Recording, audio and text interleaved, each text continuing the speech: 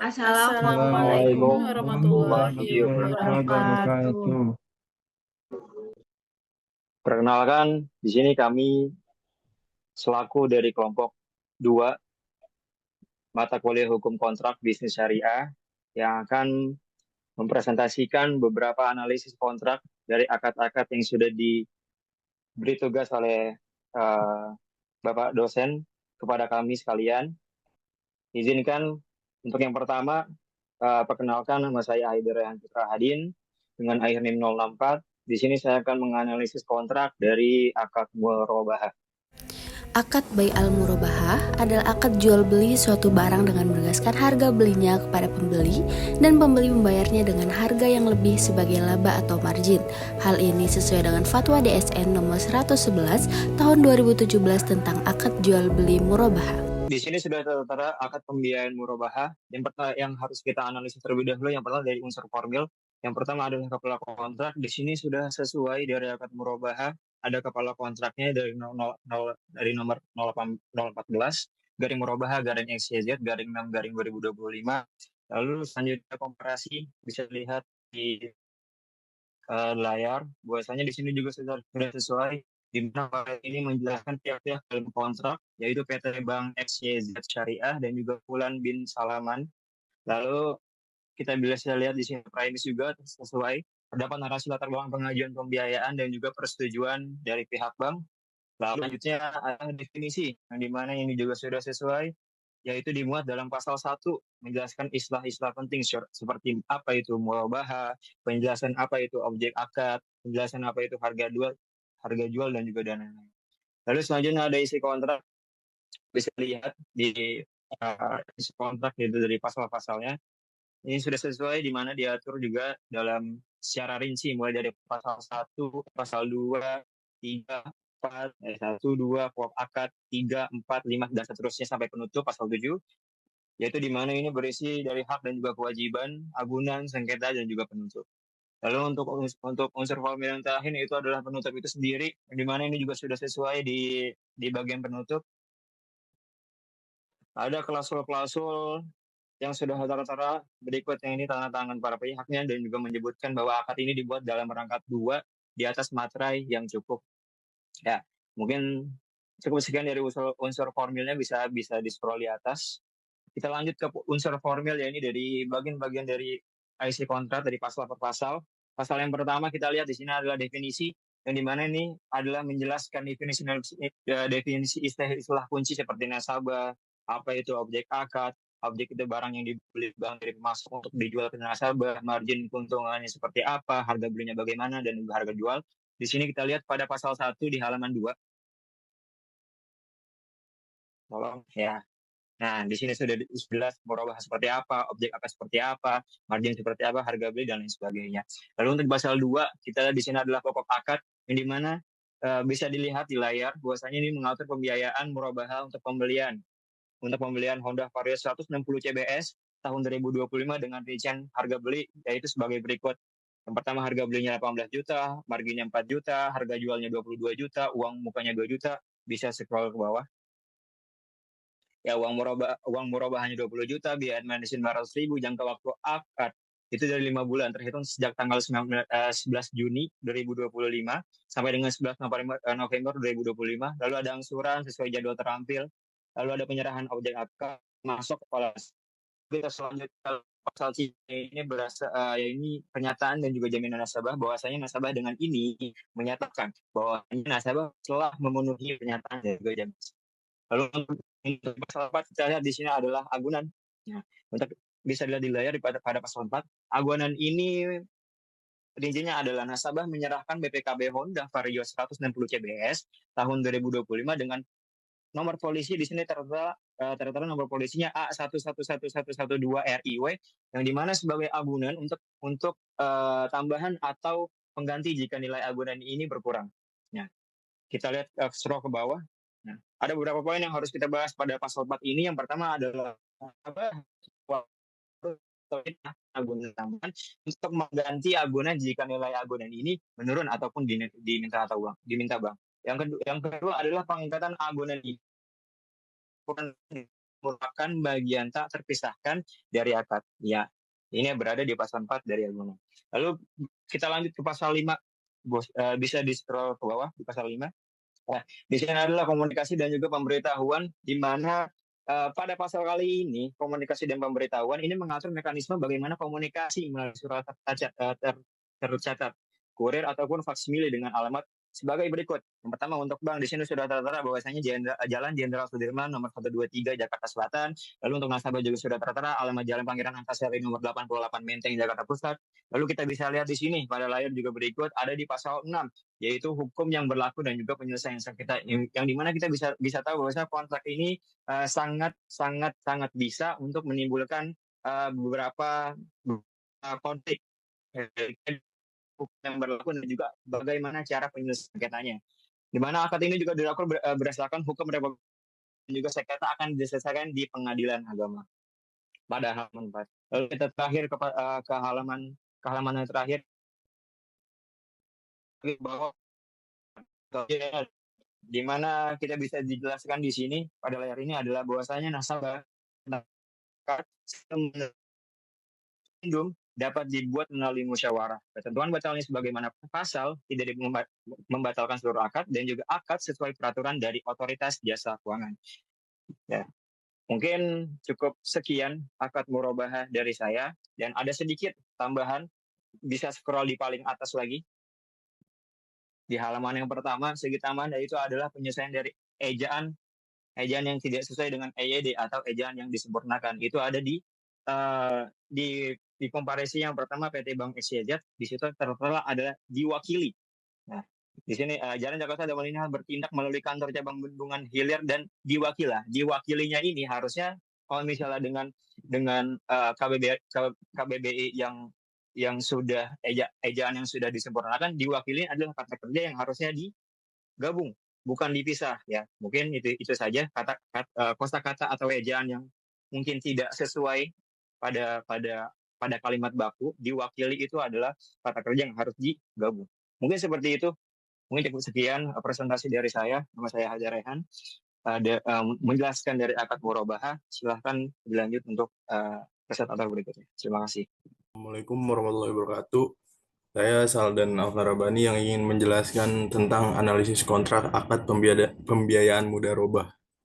Akad mudharabah adalah akad kerjasama suatu usaha antara pemilik modal atau sohib al-mal yang menyediakan seluruh modal dengan pengelola atau mudharib, dan keuntungan usaha dibagi antara mereka sesuai nisbah yang disepakati dalam akad. Hal ini terdapat pada Fatwa DSN nomor 115 tahun 2017 tentang akad mudharabah. Ya, yang pertama, ketidakjelasan dalam penangguhan kerugian usaha atau loss bearing. Kekurangannya, meskipun kontrak mendefinisikan kerugian usaha sebagai berkurangnya modal dan sebagai akad kerjasama dengan bagi hasil yang disepakati, kontrak tidak secara eksplisit merinci mekanisme pembagian kerugian secara spesifik. Ya, penjelasannya dalam prinsip mudharabah, kerugian akibat resiko bisnis bukan karena kelalaian atau pelanggaran mudharib yang sepenuhnya ditanggung oleh sohibul mal atau bank sebagai pemilik modal. Nasabah yang kehilangan tenaga dan usahanya, kurangnya detail mengenai proses penetapan penyebab serta berpotensi merusak prinsip dasar pembagian risiko dalam mudharabah. Bank syariah seringkali menghadapi tantangan dalam membedakan kerugian bisnis dari kerugian akibat kelalaian nasabah. Terus yang kedua, di definisi dan jaminan yang luas, kekurangannya, kontrak menyebutkan jaminan sebagai barang yang diserahkan nasabah kepada bank sebagai jaminan pelaksanaan kewajiban-kewajiban nasabah berdasarkan perjanjian pembiayaan. Yaitu, dalam mudharabah jaminan tidak dimaksudkan untuk menjamin pokok modal dari risiko bisnis. Peran anggunan dalam mudharabah menurut syariah adalah untuk memastikan bahwa pelaku usaha tidak melanggar ketentuan yang disepakati dalam perjanjian, atau untuk menanggung kerugian yang timbul akibat kelalaian mudharib. Jika anggunan diinterpretasikan sebagai jaminan atas pokok modal dari segala jenis kerugian usaha, hal ini dapat mengurangi esensi mudharabah. Yang ketiga, ada kekurangannya detail mengenai mekanisme pengawasan dan pelaporan. Di dalam kontrak ini tidak menjelaskan secara spesifik bagaimana bank akan melakukan pengawasan atau monitoring terhadap usaha nasabah. Sa- sa-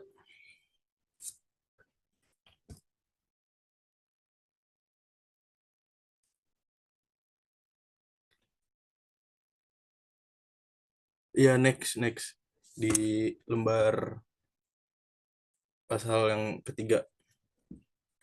Penjelasan salah satu tantangan utama dalam akad mudharabah adalah kurangnya informasi dan potensi kelalaian di mana mudharib tidak selalu bertindak demi kepentingan terbaik bank atau melaporkan kinerja bisnis yang tidak akurat.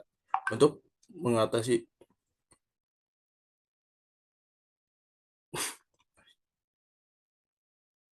Untuk mengatasi hal ini, diperlukan mekanisme pengawasan dan pelaporan yang jelas. Tanpa detail ini, bank mungkin kesulitan dalam memantau operasional usaha yang dibiayai dalam memverifikasi laporan keuangan nasabah yang dapat meningkatkan risiko investasi. Yang terakhir di pasal selanjutnya. Oke.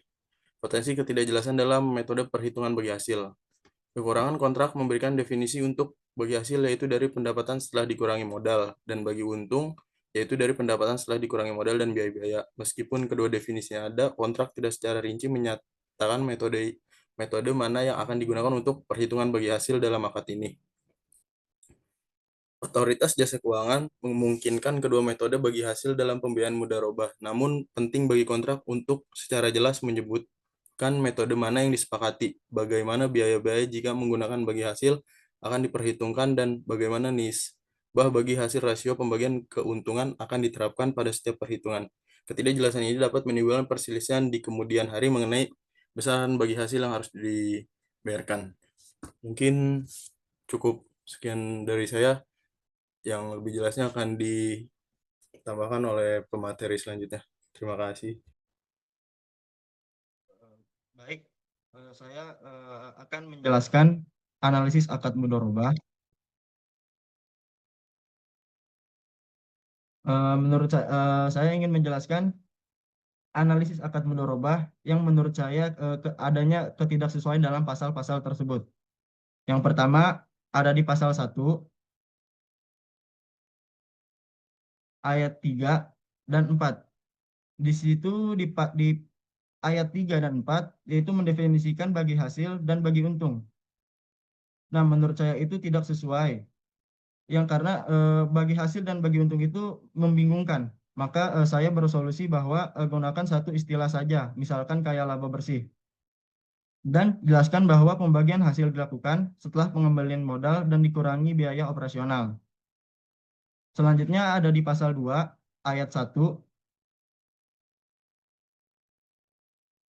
yaitu ketidaksesuaiannya yaitu objek usaha tidak dijelaskan secara rinci, hanya disebut usaha tertentu. Maka saya bersolusi bahwa lampirkan rincian bentuk usaha dalam dokumen terpisah dan nyatakan secara eksplisit jenis usaha dalam akad untuk menghindari ketidakjelasan atau goror. Selanjutnya ada di pasal 3 ayat 1. Nah, ketidaksesuaiannya yaitu realisasi pembiayaan mengharuskan adanya jaminan atau dokumen agunan, padahal akad mudharabah adalah akad kepercayaan. Nah, seharusnya tegaskan bahwa agunan hanya digunakan untuk menutup kerugian akibat wan prestasi, bukan sebagai syarat sah pembiayaan. Selanjutnya, ada di pasal 4, ayat 1. Nah, pada di pasal 4 itu tercantum nilai nominal sebesar 30 juta sebagai estimasi bagi hasil. Ini menyimpang karena mudharabah harus berbasis nisbah, bukan angka mutlak. Maka ganti dengan pembagian nisbah proporsional, misalnya kayak 50-50 atau 50-50 tanpa mencantumkan nominal tertentu yang belum tentu pasti. Selanjutnya di pasal 5 ayat 2 yaitu nasabah tetap membayar keuntungan bank walaupun melunasi lebih awal. Ini bertentangan dengan prinsip pembagian hasil berdasarkan realisasi usaha. Seharusnya klausul harus direvisi. Keuntungan hanya dapat dibagi apabila usaha telah berjalan dan menghasilkan laba. Jika pelunasan dilakukan lebih awal, hitungan disesuaikan secara profesional. Selanjutnya pada pasal 5 ayat 6 yaitu bank dianggap memiliki otoritas penuh atas pencatatan keuangan tanpa ruang bagi nasabah untuk menyanggah. Nah, tambahkan hak bagi nasabah untuk mengajukan keberatan jika terjadi kekeliruan administrasi, yaitu prinsip keadilan harus dijaga. Selanjutnya ada di pasal 6 ayat 1, biaya pada ayat 1 itu biaya administrasi tidak dijelaskan secara rinci, bisa menimbulkan dugaan adanya riba terselubung. Harusnya diperjelas bahwa biaya adalah biaya real dan bukan keuntungan tersembunyi. Transparansi biaya sangat penting dalam akad syariah. Nah, selanjutnya di pasal 7 ayat 1 sampai 7 itu terdapat beberapa larangan terhadap nasabah yang terlalu membatasi, menyerupai akad qard, bukan kerjasama usaha. Nah, maka dari ayat 1 sampai 7 sesuaikan larangan agar tetap memberi ruang otonomi kepada nasabah sebagai mudharib. Intervensi hanya dilakukan jika menyimpang dari rencana usaha atau melanggar syariah. Nah, selanjutnya ada di pasal 9 ayat 1 itu pada ayat 1 tersebut penyelesaian cedera janji mengacu pada KUA Perdata tanpa menyebutkan musyawarah. Ini tidak sesuai dengan prinsip syariah. Maka tambahkan urutan penyelesaian sengketa berdasarkan syariah, musyawarah, ke arbitrase, syariah, dan ke litigasi. Selanjutnya ada di pasal 12 ayat 1. Nah, pada ayat 1 ini, bank diberi hak untuk mengakhiri akad secara sepihak karena perubahan eksternal, tanpa mekanisme perlindungan nasabah. Seharusnya tambahkan ketentuan musyawarah sebelum penghentian dan kompensasi jika nasabah dirugikan. Nah, selanjutnya, pada pasal 13 ayat 3, penyelesaian sengketa hanya menyebutkan pengadilan agama dan LAPS SJK tanpa urutan prioritas atau persetujuan kedua belah pihak. Seharusnya tegaskan skema penyelesaian musyawarah ke LAPS SJK, ke pengadilan agama. Ini memberi kepastian prosedural dan sesuai dengan prinsip syariah. Mungkin dari analisis akad mudharabah dari saya segitu saja cukup. Selanjutnya akan dijelaskan oleh teman-teman yang lain. Oke, baik. Perkenalkan, nama saya Amrina Rosyada dengan akun 055 akan menganalisis tentang kontrak akad musyarakah. Akad musyarakah adalah akad kerjasama yang terjadi antara para pemilik modal atau mitra musyarakah untuk menggabungkan modal dan melakukan usaha secara bersama dalam suatu kemitraan dengan nisbah pembagian hasil sesuai dengan kesepakatan, sedangkan kerugian ditanggung secara proporsional sesuai dengan kontribusi modal. Hal ini terdapat dalam Fatwa DSN nomor 8 tahun 2000 tentang pembiayaan musyarakah. Teman-teman harus tahu bahwa dalam suatu akad itu, suatu kontrak itu ada dua komponennya. Ini ada formil dan material. Nah, untuk formil ini mengenai struktur. Coba kita lihat dulu di struktur. Yang pertama ada kepala kontrak. Itu kepala kontrak dari akad pembiayaan musyarakah dengan nomor, itu termasuk kepala kontrak, berarti ada. Kemudian ada komparisi yang ada di poin 1 dan 2 itu mengenai identitas para pihak.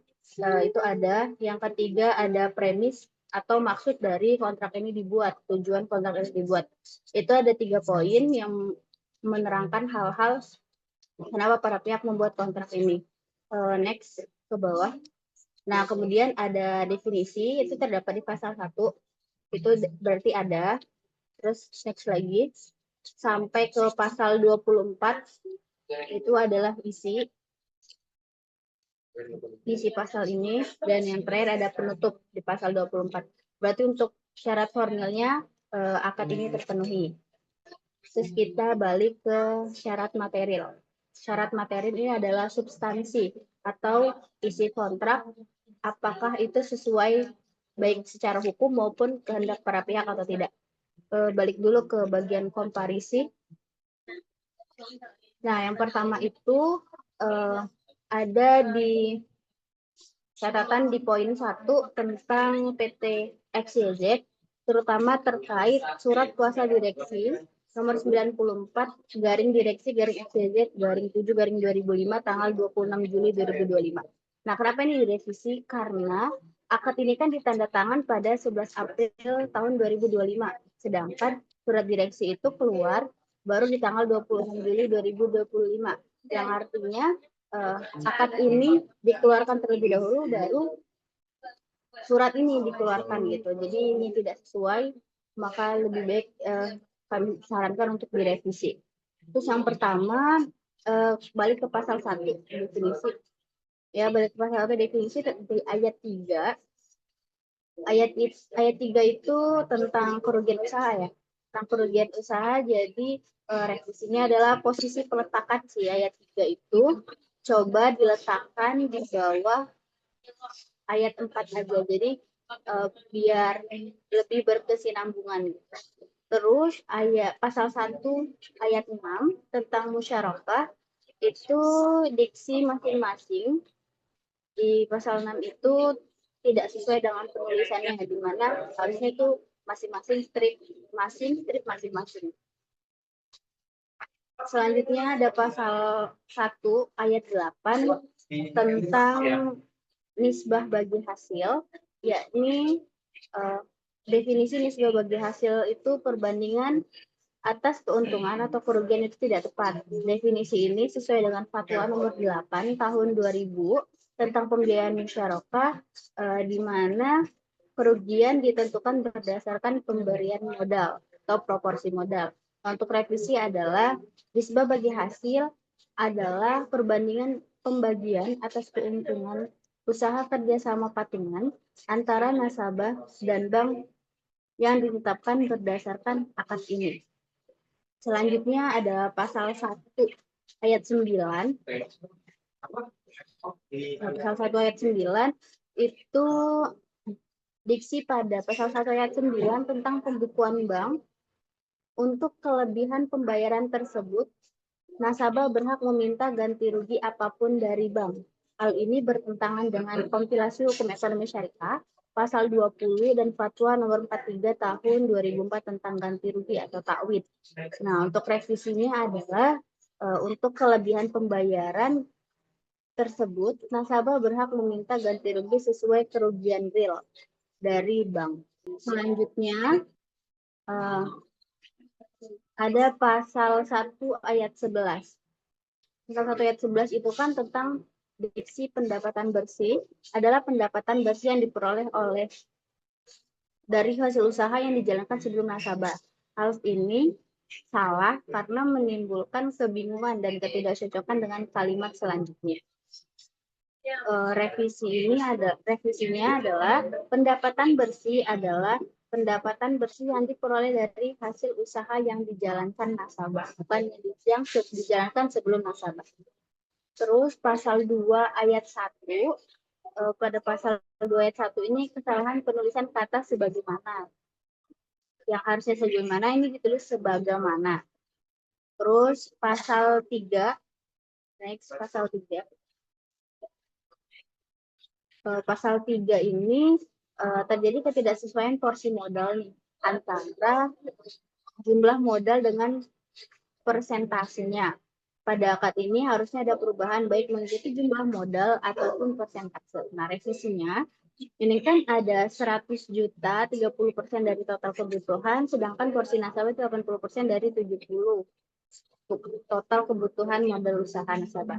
Nah, yang ingin direvisi ini, yang pertama, jika ingin menyatakan total modal adalah 180 juta, dengan porsi bank 100 juta, berarti bank itu memiliki 55,56% dari modal, dan nasabah dengan modal 80 juta itu sebanyak 44,44%. Nah, kalau misalnya tetap mau mengikuti persennya, berarti 30% ini adalah 100 juta itu merupakan 30% dari modal, terus nasabah tetap dengan 70%, berarti modal yang disetorkan nasabah adalah 233,33 juta. Berarti totalnya bukan 180 juta, tapi 333,33 juta. Next, pasal 4. Nah, pasal 4 ini menerapkan pembiayaan bank sebagaimana dimaksud dalam pasal 3 berlangsung untuk jangka waktu 10 bulan, terhitung sejak tanggal akad ditandatangani serta berakhir pada tanggal 11 April tahun 2020. Nah, di sini ada kesalahan karena jika dihitung 10 bulan itu sejak tanggal 11 tahun 2026 sampai 11 April 2020 dari 2025 ke 2026 itu adalah jangka waktunya selama 12 bulan bukan 10 bulan. Jadi revisinya untuk waktu 10 bulan itu diganti dengan 12 bulan terhitung sejak tanggal akad ditangani serta berakhir pada tanggal 11 bulan April tahun 2020. Untuk pasal 5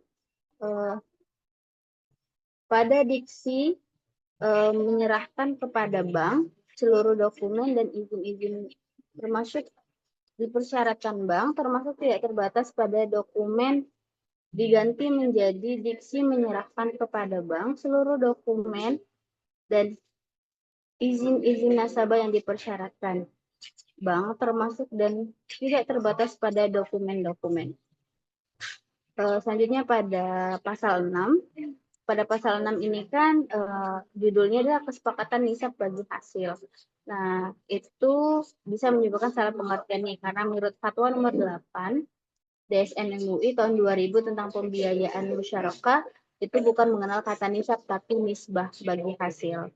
Jadi untuk revisinya judul pasal 6 itu diganti dengan nisbah bukan nisab.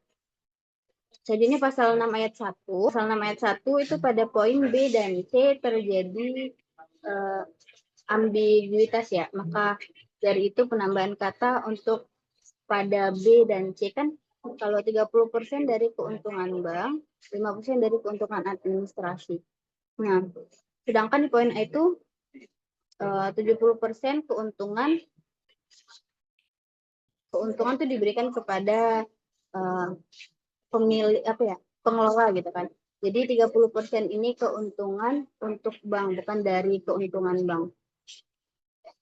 Kemudian pada poin C itu ada 5% keuntungan administrasi.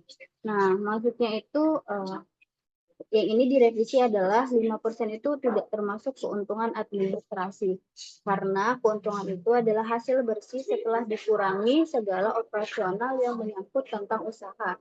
Jadi keuntungan itu pure bagian dari si pemodal atau nasabah sama si bank juga. Jadi untuk poin C itu dihapuskan saja. Terus presentasinya dipindahkan lagi sesuai dengan kesepakatan. Kemudian pasal 7 ini penggunaan kata musyarik pada beberapa ayat di pasal 7 menyebabkan kebingungan. Mengingat musyarik pada akad ini adalah bank dan nasabah. Sedangkan pasal 7 musyarik hanya ditujukan kepada bank saja. Oleh karena itu, musyarik diganti dengan kata bank untuk menghindari salah penafsiran. Ya, jadi kan ini kan adalah penunjukan kewajiban nasabah sebagai pengelola. Dan kita tahu bahwa musyarik itu adalah orang yang bekerja sama, baik bank maupun nasabah. Jadi sebaiknya kata musyarik ini pada pasal 7 diganti saja secara khusus kepada bank. Gitu. Karena musyarik ini bisa berarti bank, bisa berarti nasabah. Next ke pasal 9. Ke pasal 9. Pasal 8 aman ya. Pasal 8 tidak ada revisi. Terus ke pasal 9 ayat 1 itu biaya administrasi sebesar 2 juta atau 5% dari plafon harus dibayar pada saat akad ditandatangani. Ya, pada pasal ini tidak perlu dicantumkan atau dihapus saja karena pada ayat 1 bank mengisyaratkan pembayaran administrasi sebesar 2 juta atau 5% oleh nasabah. Hal ini bertentangan dengan Fatwa nomor 8 tahun 2000 karena biaya operasional merupakan kewajiban bersama. Dan pada ayat 2 bank menentukan jumlah denda.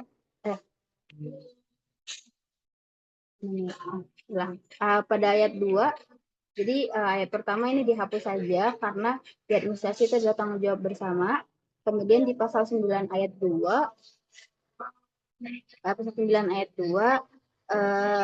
itu membahas tentang denda atas keterlambatan. tapi istilah yang dipakai adalah takwid. Nah, menurut Fatwa MUI nomor 17 tahun 2000 tentang keterlambatan atau takzir, takzir ini boleh ditentukan nominalnya tapi bukan menjadi pendapatan bank, melainkan diperuntukkan untuk kegiatan sosial. Sedangkan takwid adalah biaya ganti rugi real yang tidak boleh disebutkan nominal dan menjadi pendapatan bank. Nah, untuk revisinya adalah kalimat takwid akan dicatat sebagai pendapatan bank diganti menjadi takzir dan tidak akan menjadi pendapatan bank dan diperuntukkan untuk kegiatan sosial. Jadi kata takwid di akhir itu diganti dengan takzir dan dicatat sebagai pendapatan bank itu diganti dengan tidak menjadi pendapatan bank dan akan dipergunakan untuk kegiatan sosial. Selanjutnya pasal 10. Pasal 10 ini mengenai pajak-pajak, ini sebaiknya dihapus saja mengenai pajak-pajak ini karena pasal ini sudah tercantum secara eksplisit di pasal 7 ayat 6 yang membayar semua tagihan dari pihak ketiga dan hal ini juga termasuk pajak. Di pasal 10 kita hapus saja. Terus selanjutnya pasal 13. Pasal 13, pasal 11 sama 12 aman. Next pasal 13. Oke, pasal 13 ini di ayat 4. Sebenarnya cuma terjadi kesalahan penulisan saja di ayat 4-nya.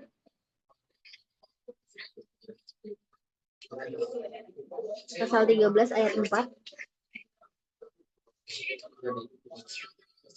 Halo.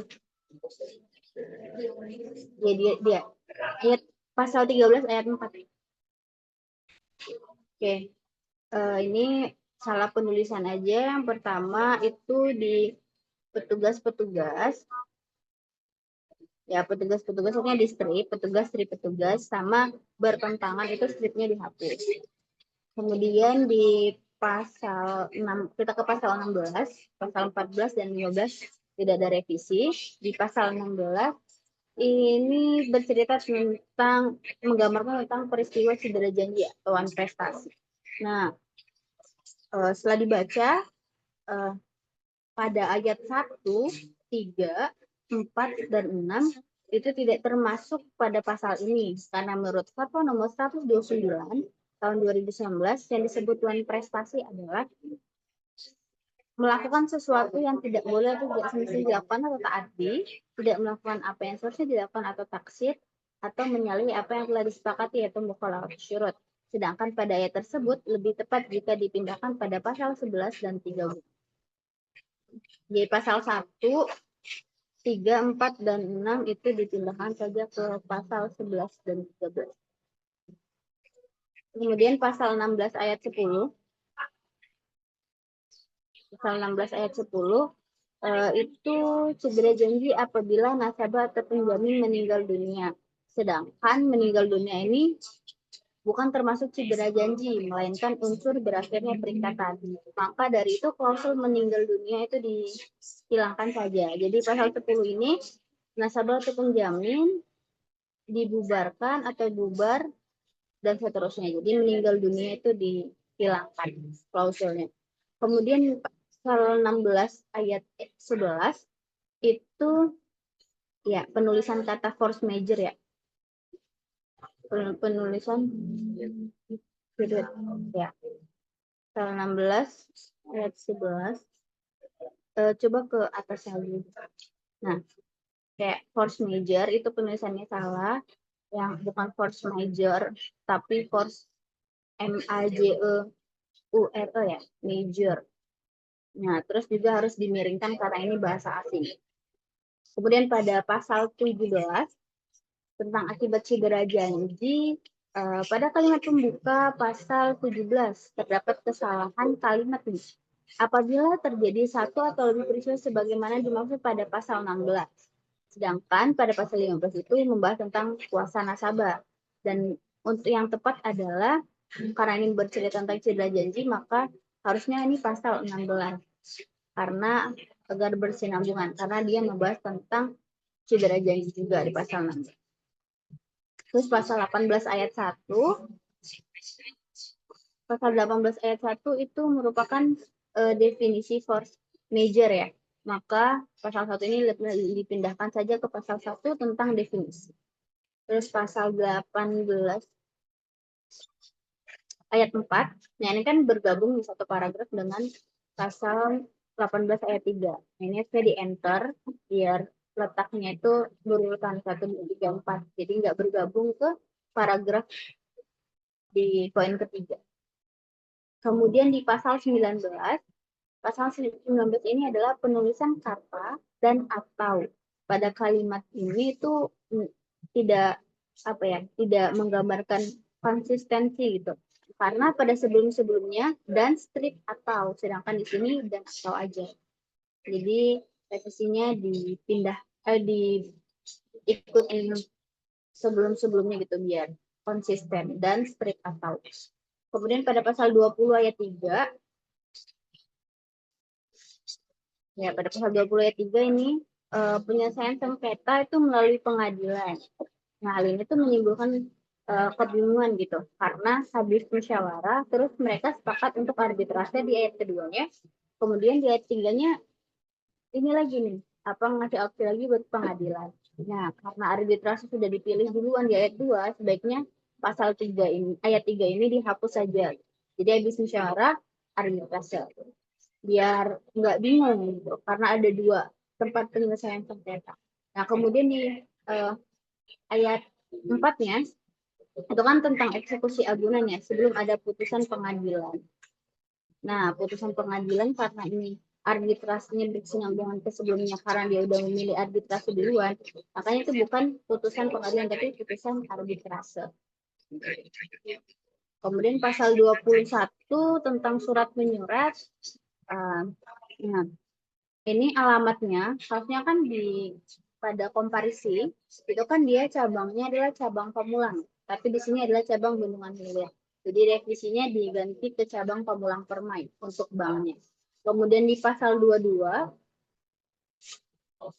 ya,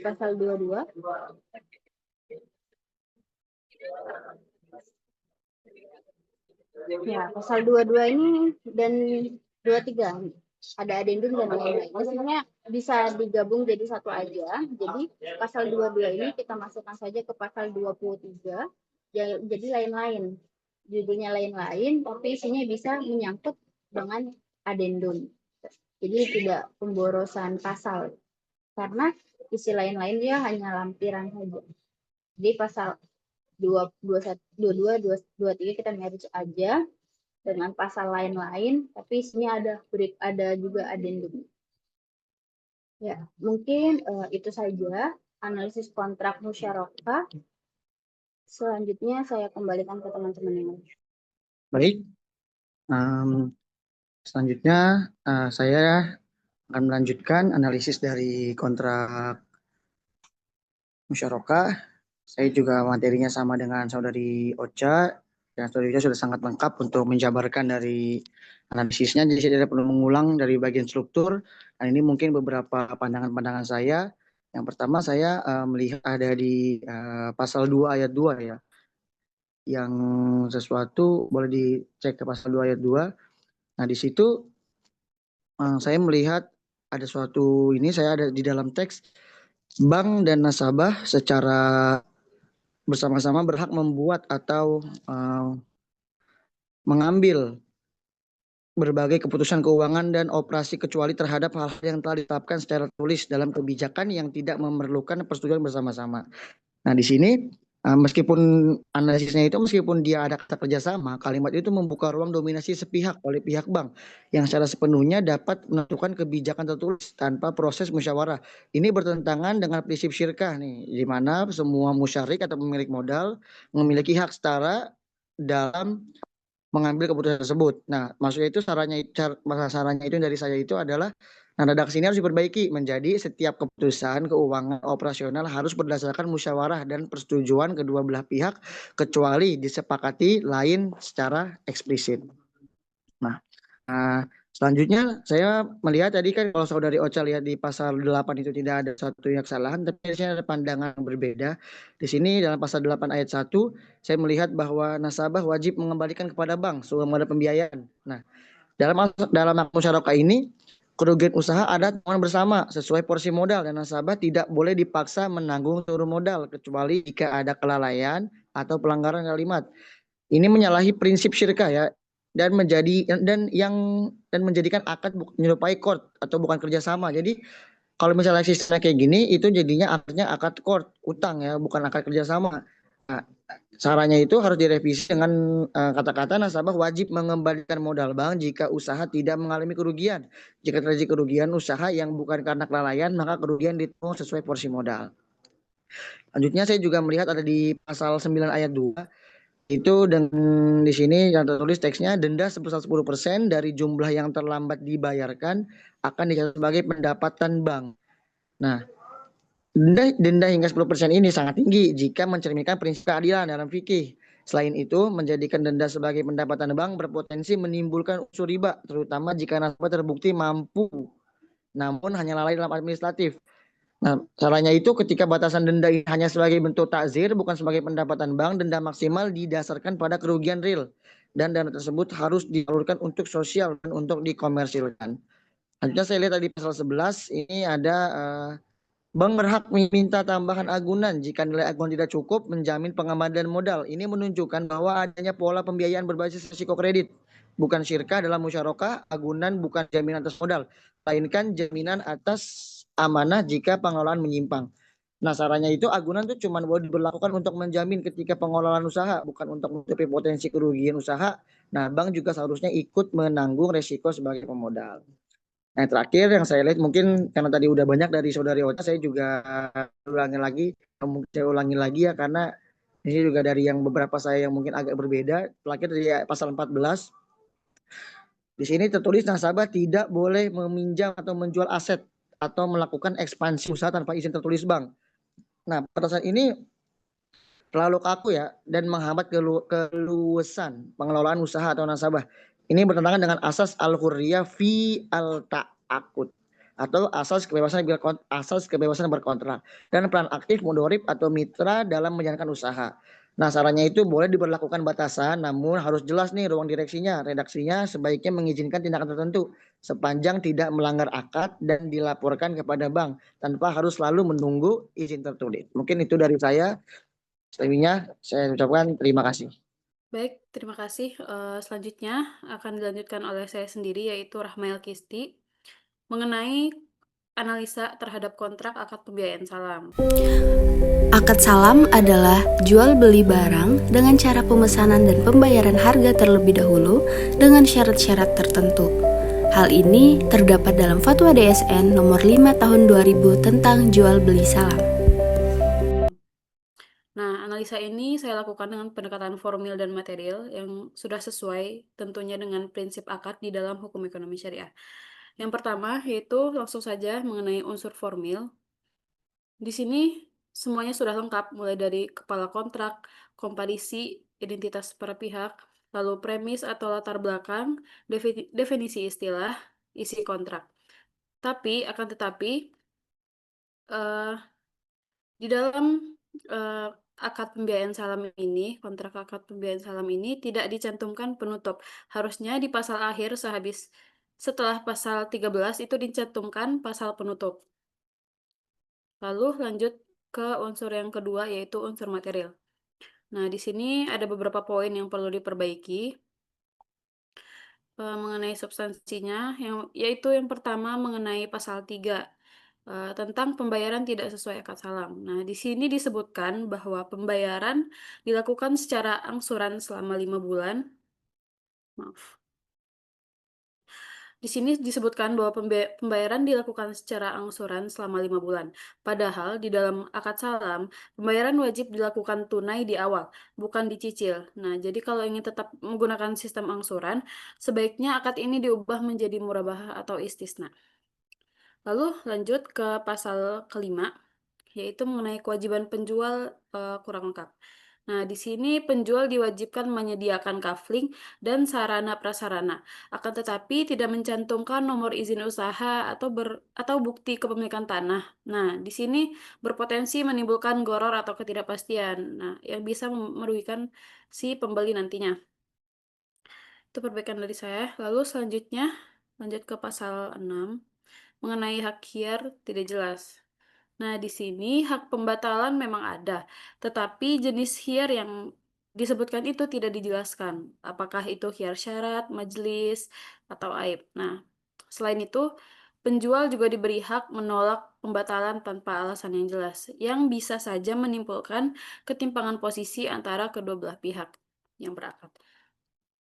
Lalu next di pasal 11.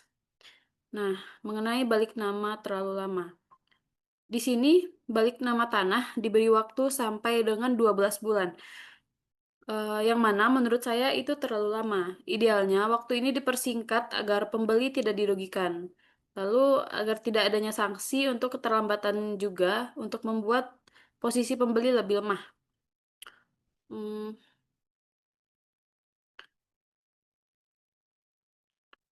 Mungkin tambahan yang belum saya cantumkan di dalam analisa saya sendiri yaitu mengenai penutup yang tadi sudah saya jelaskan juga di awal di unsur formil.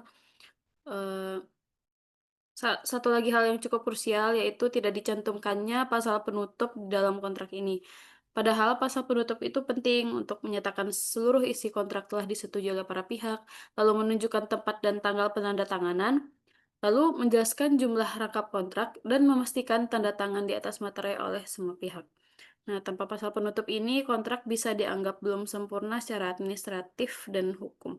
Maka dari itu, sangat disarankan untuk menambahkan pasal penutup sebagai pasal 14 atau bagian akhir yang resmi. Mungkin cukup itu saja penjelasan analisa kontrak akad salam dari saya. Akan dilanjutkan oleh teman saya. Selanjutnya akan saya ambil alih. Nama saya, perkenalkan, saya Afifah Rifat dengan akhir NIM 060. Yang selanjutnya adalah analisis kontrak dari akad ijarah. Akad ijarah adalah akad pemindahan hak guna atau manfaat atas suatu barang dalam waktu tertentu dengan adanya ujroh atau pembayaran sewa tanpa diikuti dengan pemindahan kepemilikan barang itu sendiri. Hal ini terdapat dalam Fatwa DSN nomor 9 tahun 2000 tentang ijarah.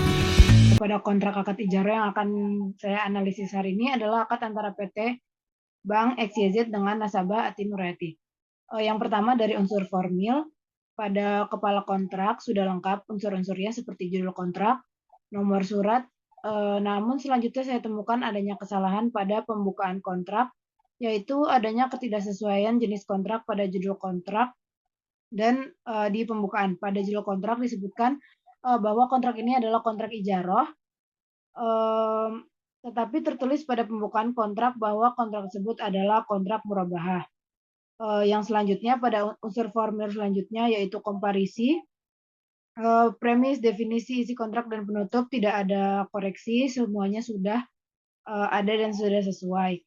Lalu yang kedua adalah berdasarkan unsur material, langsung di pasal 1, Ici. Di pasal 1 yaitu definisi, sudah sesuai, tidak ada koreksi. Lalu di pasal 2 yaitu pokok dan akad, saya temukan adanya ketidaksesuaian kontrak dengan syarat akad ijarah, yaitu adanya margin yang dilarang pada akad ijarah. Biaya tambahan pada akad ijarah hanya diperbolehkan sebagai ujroh atau imbalan jasa. Sedangkan pada pasal ini sudah ada dan tertulis keduanya, ujroh dan margin. Jadi adanya margin sebesar 200.000. Hal ini menjadikan kontrak ijarah, kontrak ini tidak sesuai dengan syarat ijarah. Selanjutnya di pasal ketiga, yaitu pendekatan rekening, sudah sesuai. Pasal 4 agunan sudah sesuai. Pasal 5 cedera janji sudah sesuai. Pasal 6 akibat cedera janji sudah sesuai. Pasal 7 pengakuan dan jaminan sudah sesuai. Selanjutnya, koreksi selanjutnya langsung ke pasal 8.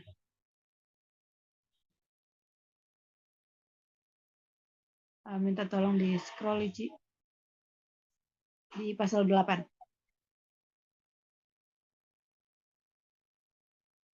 Baik pasal 8 yaitu pembatas terhadap tindakan anggota. Penggunaan kata anggota ada menurut saya kurang tepat karena yang berakad pada kontrak hanyalah nasabah seorang diri tanpa adanya pihak lain sebagai pihak yang berakad.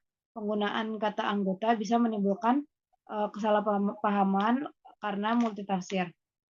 Lalu beralih ke pasal 9, takwid dan takzir sudah sesuai dan tidak ada koreksi. Lalu di pasal 10 yaitu hukum yang berlaku dan penyelesaian sengketa. Ada koreksi di sini yaitu lokasi penyelesaian sengketa yang tercantum kurang spesifik. Pada kontrak hanya menyebutkan pengadilan agama tanpa menyebutkan pengadilan agama di daerah mana yang akan dipilih jika terjadi sengketa di kemudian hari. Lalu di pasal terakhir adalah pasal 11 penutup sudah sesuai dan tidak ada koreksi. Mungkin cukup sekian analisis kontrak ijarah dari saya malam ini. Terima kasih, saya kembalikan ke moderator. Mungkin itu saja analisis kontrak akad dari kelompok kedua. Kami dari kelompok kedua mohon maaf apabila ada salah kata dalam penganalisisan ini. Kami akhiri. Assalamualaikum warahmatullahi wabarakatuh.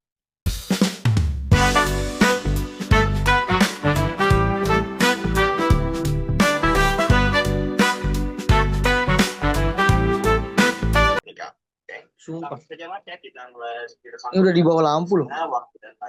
Kamera lu kamera penjajahan, Hop.